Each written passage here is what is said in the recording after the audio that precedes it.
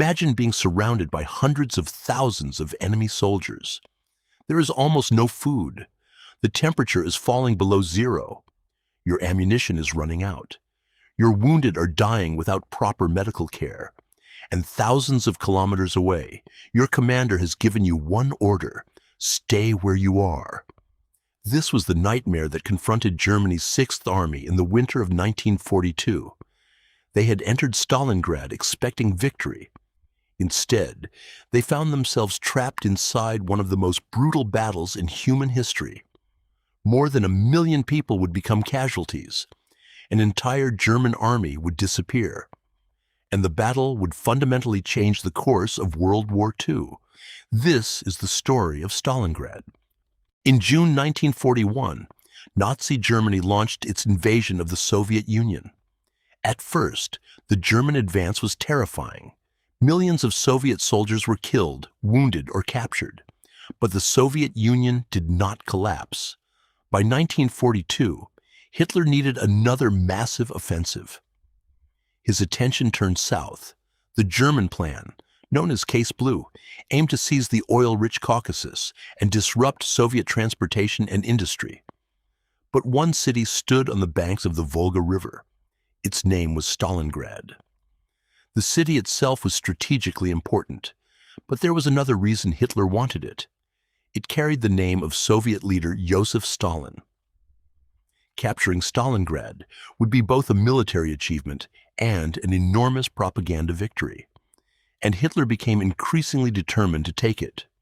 That determination would have devastating consequences: the road to Stalingrad. In the summer of 1942, German forces pushed deep into southern Russia. The Sixth Army, commanded by General Friedrich Paulus, advanced toward Stalingrad. Thousands of vehicles, artillery pieces, tanks, and aircraft moved across the enormous Russian landscape.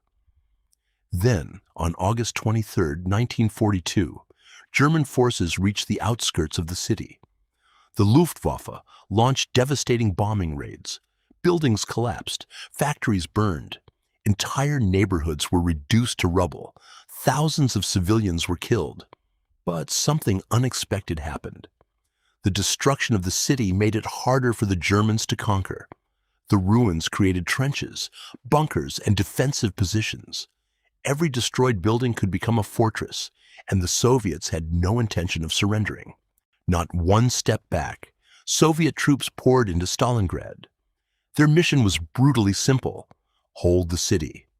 The defense was led by General Vasily Chuikov and the Soviet 62nd Army.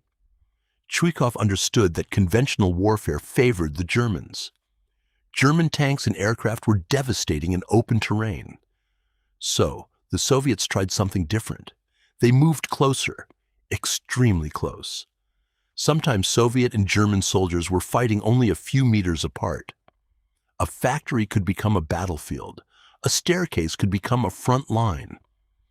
A single apartment building could be fought over for days.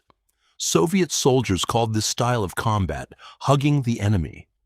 The closer they were to the Germans, the harder it became for German aircraft and artillery to attack without hitting their own troops. The battle was no longer a war of maneuver. It had become a war for individual rooms. The city becomes hell. By October, Stalingrad had become almost impossible to recognize. The streets were filled with rubble. Smoke covered the sky. The Volga was under constant fire. German soldiers fought through factories such as the Red October and Barikati factories. Soviet soldiers defended every position they could hold. One building became particularly famous. It would later be known as Pavlov's house. A small group of Soviet soldiers occupied the building and resisted repeated German attacks.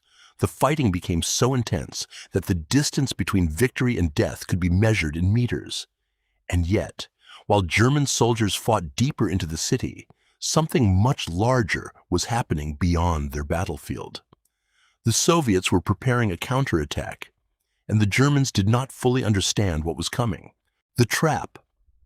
The German command believed that victory was close, but their army had a serious weakness. The German Sixth Army was stretched deep into Soviet territory. Its flanks were protected largely by Romanian, Italian, and Hungarian forces. These formations were not equipped or prepared to withstand a massive Soviet armored offensive. The Soviets had spent weeks secretly gathering forces, tanks, artillery, infantry, aircraft, thousands of soldiers. And on November 19th, 1942, the trap was sprung. The Red Army launched Operation Uranus, but the Soviets did not attack the strongest German positions in the center of Stalingrad. They attacked the weaker Axis forces, protecting the German flanks. Romanian defenses collapsed under the assault. Soviet armored units broke through. Then, another Soviet force attacked from the south. The two offensives moved toward each other, and suddenly, the German Sixth Army was in danger. Within days, Soviet forces had closed the ring. Around 250,000 Axis personnel were trapped inside the pocket. Germany's entire Sixth Army was now surrounded. The soldiers had two choices: break out or remain trapped. The German generals wanted to withdraw, but Hitler refused. He ordered the army to hold its position. Then came another promise. The Luftwaffe would supply the trapped army from the air. But the airlift could not provide what the soldiers needed. Food was running out. Fuel was running out. Ammunition was becoming scarce. Winter had arrived. Temperatures plunged, and thousands of wounded soldiers were trapped inside the pocket.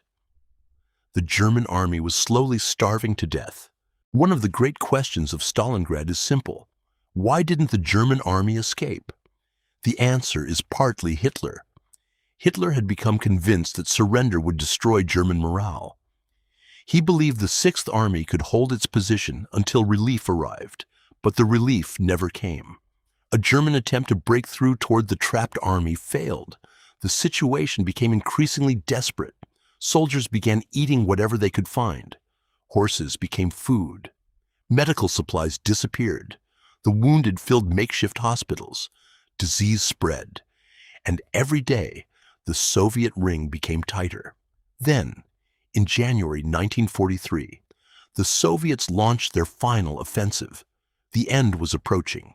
The Soviet attack, known as Operation Ring, began on January 10th. The German pocket was divided. Its airfields were threatened. Its food supplies were almost gone. Its soldiers were exhausted. On January 31st, German resistance in the southern pocket collapsed. Friedrich Paulus surrendered. Just one day earlier, Hitler had promoted him to the rank of Field Marshal. There was an obvious message behind the promotion. No German field marshal had ever surrendered to an enemy. Hitler expected Paulus to die rather than surrender. But Paulus chose surrender. 2 days later, on February 2, 1943, the remaining German forces in Stalingrad capitulated. The battle was over. The German Sixth Army had been destroyed. The cost was horrifying. The exact casualty figures vary, depending on which forces and categories are included. But the total losses among soldiers and civilians were enormous, reaching well over 1 million people. The city itself was devastated, and tens of thousands of Axis prisoners entered Soviet captivity. Only a fraction of the German prisoners taken at Stalingrad would eventually return home. For Nazi Germany, the psychological impact was enormous. This wasn't simply another battlefield defeat. An entire German army had been destroyed. The German military machine had suffered a catastrophe that could not easily be replaced. And across Europe, people began to realize something important. Germany could be defeated. Stalingrad did not end World War II. Germany still had enormous military power. The war would continue for more than 2 years. But the balance on the Eastern Front had changed. The Red Army had survived the German invasion. Now it was beginning to push back. After Stalingrad came more enormous battles. Kursk, the liberation of Ukraine, the advance into Eastern Europe, and eventually, the Soviet march toward Berlin. For Hitler, Stalingrad became a symbol of disastrous strategic decisions. For the Soviet Union, It became a symbol of sacrifice and resistance. And for military historians, it remains one of the greatest examples of how an army can be destroyed, not simply by superior firepower, but by strategy, logistics, encirclement, and endurance. Today, Stalingrad is known as Volgograd. The city has been rebuilt, but the memory of the battle remains. Because Stalingrad was more than a battle for a city.